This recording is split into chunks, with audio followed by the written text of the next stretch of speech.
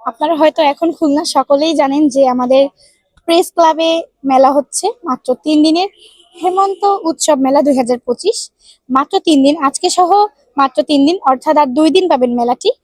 আর মেলাটিতে আসতে হবে এই যে এখানে। আমার সাথে পুরো ভিডিওটি দেখবেন। Let's go. মেলাতে ঢোকার সাথে সাথে আমার চোখ আটকে গেল দারুণ একটি শপে, যেখানে পাওয়া যাচ্ছিল হোয়াইট সিমেন্টের তৈরি দারুণ দারুণ শোপিস, এতটাই নিখুঁত আর এতটাই সুন্দর যে আমি পারচেজ করতে বাধ্য হই। দেন আরেকটি শপে চোখ আটকে গেল, যেখানে এত সুন্দর ব্যাগ কালেকশন ছিল। আর আপুদের কিন্তু একটি শপও আছে, সেটা হচ্ছে শেখপাড়ায়। আর আমার তার অপোজিটেই ভাইয়ার একটি শপ চোখে বাঁধলো, যেখানে এত সুন্দর সুন্দর ফ্লেভারের আতর পেয়ে যাবেন, পারফিউম এবং সুন্দর হ্যান্ডমেড সব চুড়ি। ভাইয়াদের অনেক ধরনের কালেকশন ছিল, ভাইয়ের সবটাই মনে হয় বেশি বড় ছিল।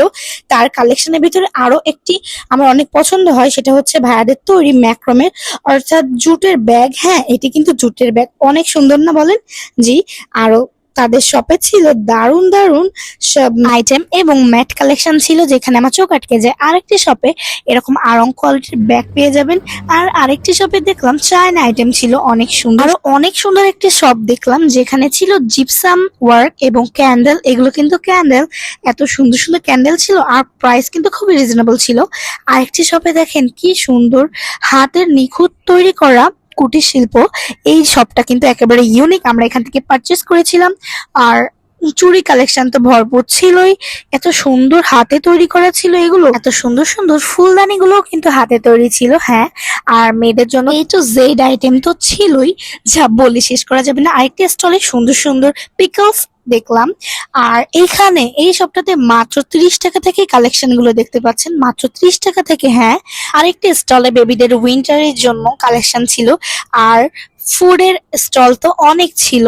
হ্যাঁ, এত সুন্দর সুন্দর কেক দেখলে লোভ লেগে যাবে। আর প্রাইস কিন্তু একেবারে হাতের নাগালে ছিল। ফার্স্টেই ট্রাই করলাম শর্মা, চিকেন শর্মা। এটার ভিতরে চিকেনের অ্যামাউন্ট বেশ খানিকটা ছিল আর খুবই ফ্রেশ ছিল। আরেকটি সব থেকে ট্রাই করলাম পুডিং। পুডিংটা এত ফ্রেশ ছিল।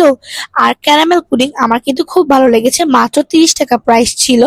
কেকের জন্য অনেকগুলো স্টল ছিল আর সবারই নিজস্ব পেজ আছে। তারপর আমি নিয়ে নিলাম ডাবের পুডিং, যেটা দেখে আমার অনেক খেতে মন যাচ্ছিল।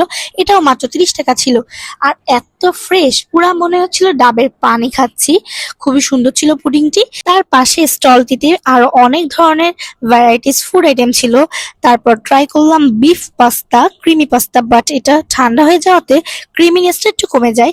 আর প্রাইস অনুযায়ী অর্থিত না আসলে, এটা মেবি 90 টাকা বা 100 টাকা